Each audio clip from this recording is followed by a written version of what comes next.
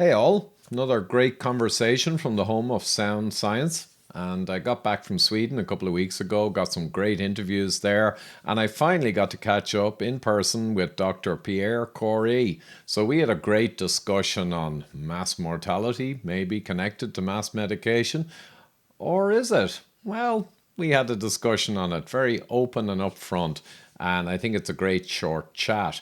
So don't forget, please do subscribe, hit the little notification bell, and share. It's really important when we want to get out sound science in the face of media nonsense. But with that, here we go, Dr. Pierre Kory. I'm here at a superb conference in Sweden, all about the challenges we've discussed at length on this channel, of course. And I finally delighted to meet up in person with Dr. Pierre Kory, who has been obviously a hero of, countering maybe some of the more problematic things we've seen in the last few years. Would that be fair, Pierre? Yeah, I think I've done an okay job. Excellent. And I know you have to get back to the conference, so maybe we'll just talk around some of your key current points, not so much the past, but what are the important things now happening? You have a book, I know, we'll want to talk about, but maybe we'll just roll with the key things in your mind. Yeah. Well, I would say, where I am today is, I wouldn't say at the end of a journey, but it's certainly at this point after a 3-year journey. I'm constantly trying to disseminate the things that I've learned after deep study, close involvement with numerous aspects of COVID. And that's combined with the fact that I'm naturally, in my career and profession and desire, I'm an educator. That's just always what I've done. I mean, my whole career in medicine was teaching students, fellows, residents, and writing, publishing, and I'm doing the same thing. It's just a different topic and a different audience. I think now where it gets a little dark, I have left the medical system largely over what I've learned about it. And I think the things that I'm focusing on now is that people need to understand, and I kind of gave a lecture on it today, the immense amount of control and consolidation of really the entire biomedical industrial complex, involving medical journals, medical schools, the funding of research, and it's literally all controlled by the pharmaceutical industry. I often talk about like where I started before COVID and where I ended up, and before COVID, my understanding of pharmaceutical company corruption and influence was quite laughable. I thought most of it was just around like marketing, drug reps coming into doctors' offices with pens and inviting them to dinner and trips, and I figured that's like normal business and, a little ugly, but, what I came to find out in COVID is much, much darker. And I cannot seem to find an end to the corruption and the control. It seems everywhere I look, the hand of pharma is there, and then obviously there's hands that control pharma. So I think it's really important to understand that almost all the information that we're being presented within that system is highly manufactured, controlled, and effectively corrupted. And it's not serving us well. We are in the midst of a massive humanitarian catastrophe, which is in the wake of this global vaccination campaign, which I don't want to sound smarter than everyone else, but it was always, before it started, illogical. The idea of vaccinating against one of the highest mutagenic viruses, it's never been done before. You were never going to catch up to it. That would be one illogical thing. But what I never knew is the toxicity of the protein they chose as the antigen to induce immunity. And they chose the spike protein. And it turned out to be one of the most toxic proteins in history. And we're dealing with a catastrophe. At the best estimate right now, this is highly data driven, is about 17 million people have died as the result of the vaccine. And I would say almost nowhere do people know that there is a mass die-off in the vaccines. There's now starting to be talk about the excess mortality, which is enveloping so many countries, of the highest vaccinated countries. The UK, MP Andrew Bridgen is here. Yeah. He has successfully gotten a hearing assigned in the Parliament in the UK for October, addressing the excess mortality. We all know what's causing this excess mortality, but no one's paying attention. In the United States, there's no discussion in the media, amongst health agencies. This is a quiet or silent, or I would say censored humanitarian catastrophe. And Yeah, yeah. yeah, and I would. This one for me is kind of slightly challenging because we had always predicted that the sequelae of lockdowns and the psychological terror and the shutting of the health system, the phrase in our movie was there's a freight train of excess mortality coming. And we made the movie in 2020, so it didn't even include the vaccine. But the terrible thing is that all of those sequelae, which are hard to define and quantify, they've now beautifully mixed them in with the vaccine being rolled around the same time, and it's just very hard for me to separate them. When I'm forced to answer the question, I say, well, they did the crazy stuff on lockdown and psychological torture and ruining the medical system, Yep. and they did the crazy stuff on a crazy vaccine, as you described, which has clear toxicity, there's no question about that. And then now we have this blob of a mess that they have created by their measures. But separating out the vaccine, I think there's quite a bit of data that's beginning to try and really separate it out. Maybe we could touch on some of that data. And I agree. So when you look, especially when you studied excess mortality, let's say from the beginning of COVID, right? So 2020 is clear, right? There's no vaccine in 2020. And you saw excess deaths. And like you said, in that period, what was it? Was it all COVID? Was it lockdowns, the social isolation, the closing of business, the economic despair? I mean, it was a massive shock to society. And yes, you're right. If you predicted an excess mortality, you were correct. It's hard to tease out how much was COVID back then, just because the testing is just a mess. Yeah. Who you're testing, who you're not testing, the tests were overly sensitive to begin with. You had all these. It's a mess. But you can, when you look at data, so you're asking what's kind of the most convincing data that really points to vaccines. You can actually do it very carefully. So you can generate rates of death in vaccinated versus unvaccinated populations. If you can get that data, that's tough. Yeah. So I would agree that is tough in a lot of places, and it changed really quickly, because what I noticed is that there were some countries that were very transparent with vaccination status. So you could glean good data and make analyses. But you'll notice, and this is very well documented, is a lot of those countries that started off transparent, you'll see the health ministry suddenly you've seen this, right? They put little notices that we will no longer be publicizing vaccination status for fear that people will misinterpret this data. I'm a misinformationist and a misinterpretationist, I suppose. So, but there is still data where you can do that. And then there's what I would call the temporal association. So for me, the most convincing, and I've written about this a lot lately on my Substack, is something called the U.S. Society of Actuaries quarterly report from May 2023. And if you look at that report, so that's a report from the group life health insurance industry.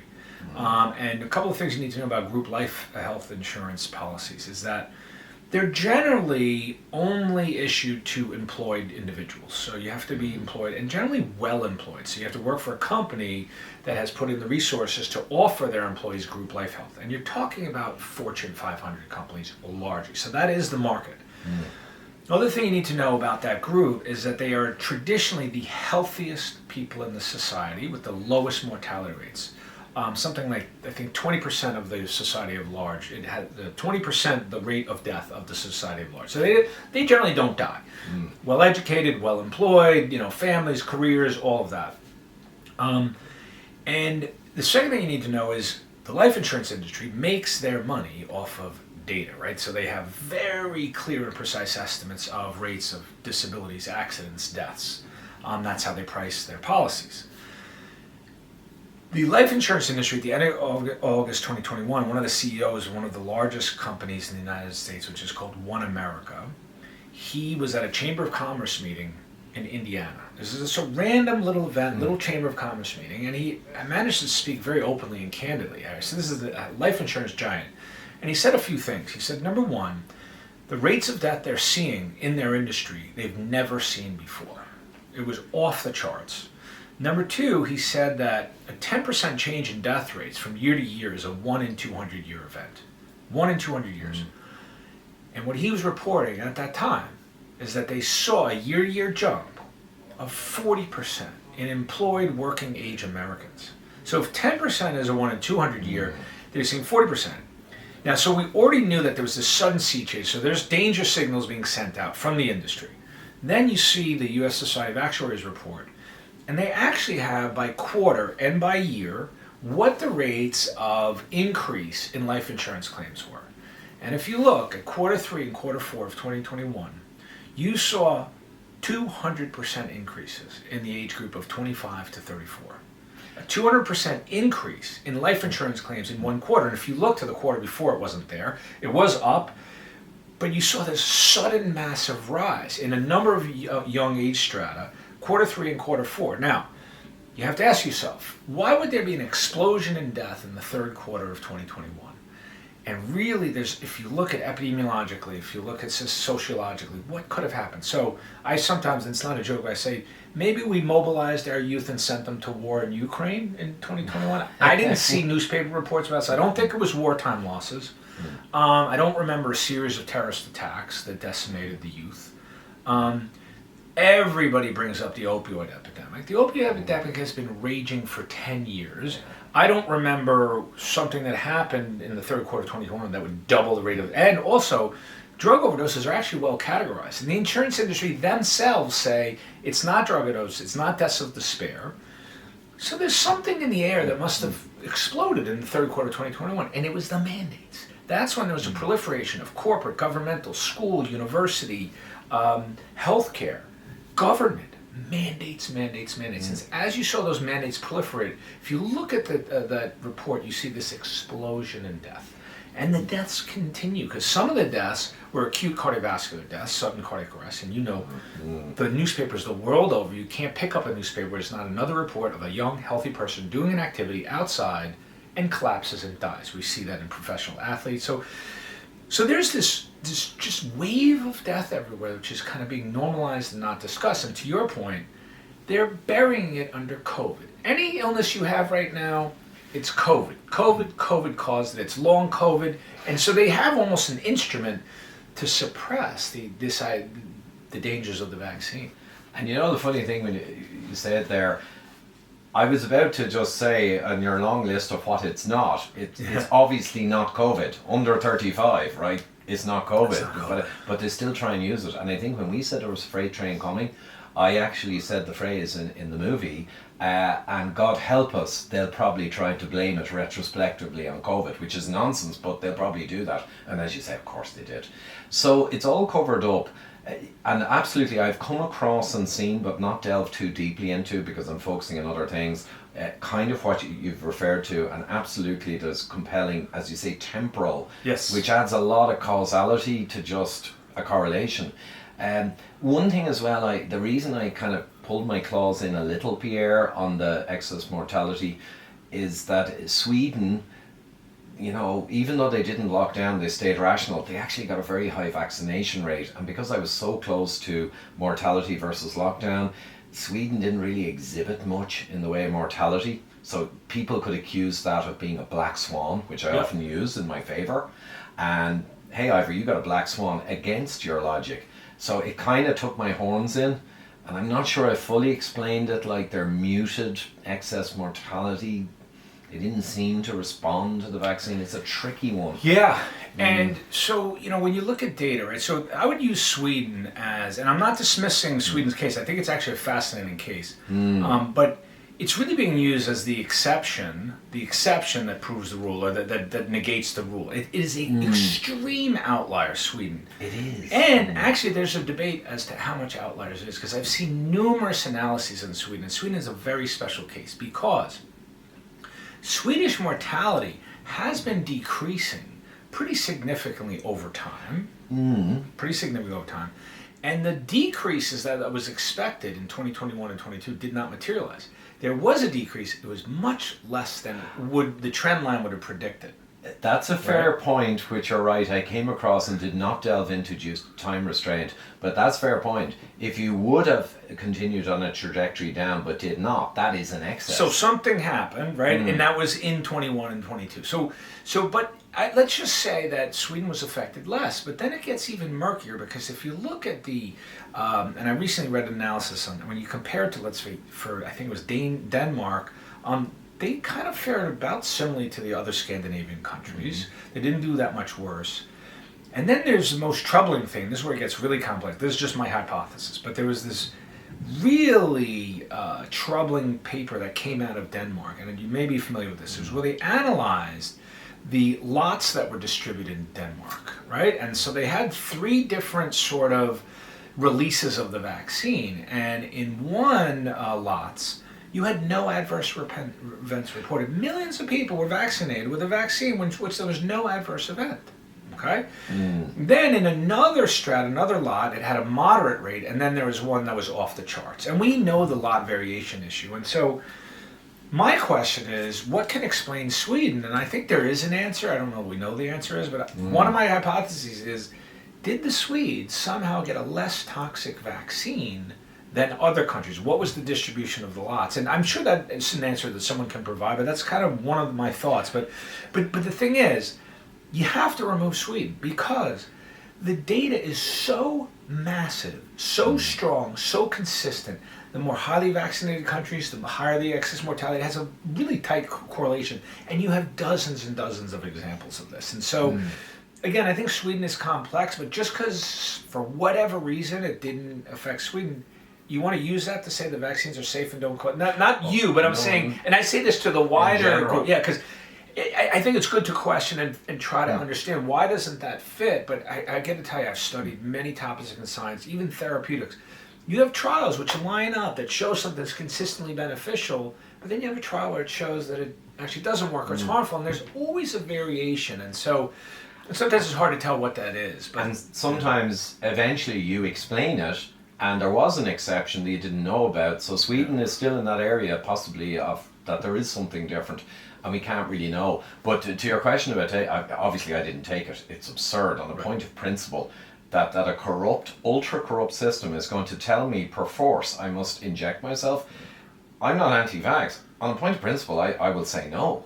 And also we know, I think some of the most solid official data from the official trials of Pfizer, there was one in, I think, 780 of very substantial side effect. So death and side effects are accepted. The only argument is extent. And because the vaccines, as clearly shown by Professor Fenton in the UK, they had no real benefit, largely. That was a statistical trick. So if there's no benefit, and we know even the bad guys would admit there are serious side effects and death, at some level, it's insane. And the criminality was the coercion. I mean, if they offered them like statins and it was buyer beware, I'd say it's not my fight. You want to take that nonsense? Go ahead. Well, I think that coercion, well, for me, one of the biggest, and I would put this in the category of coercion, but, you know, the way the vaccines were presented, right, was the savior to this crisis that is enveloping the world. And they trained all their propaganda, and they succeeded. They got people to really believe, I need my vaccine.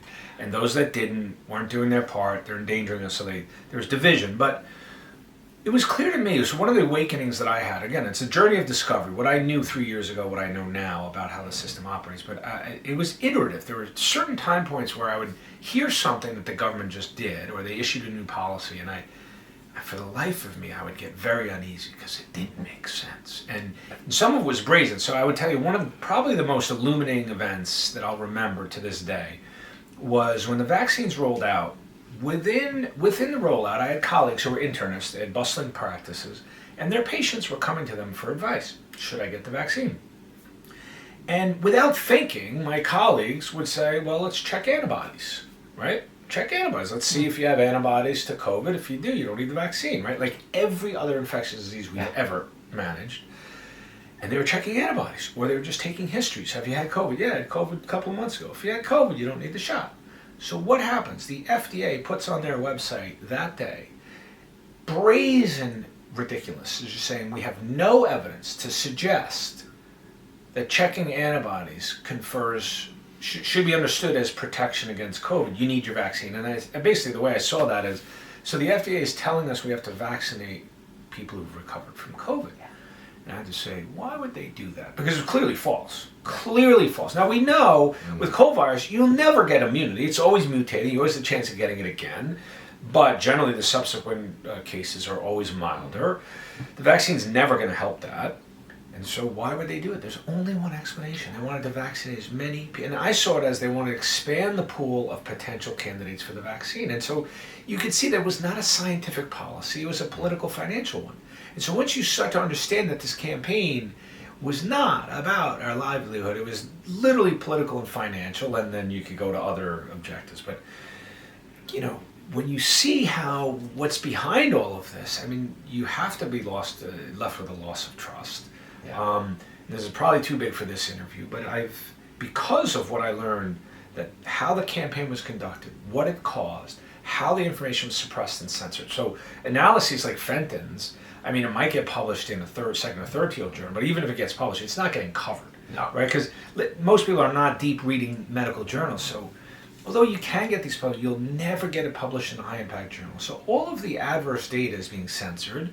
And if you have a diet, which is most doctors in the world, their diet consists of high-impact medical journals, right?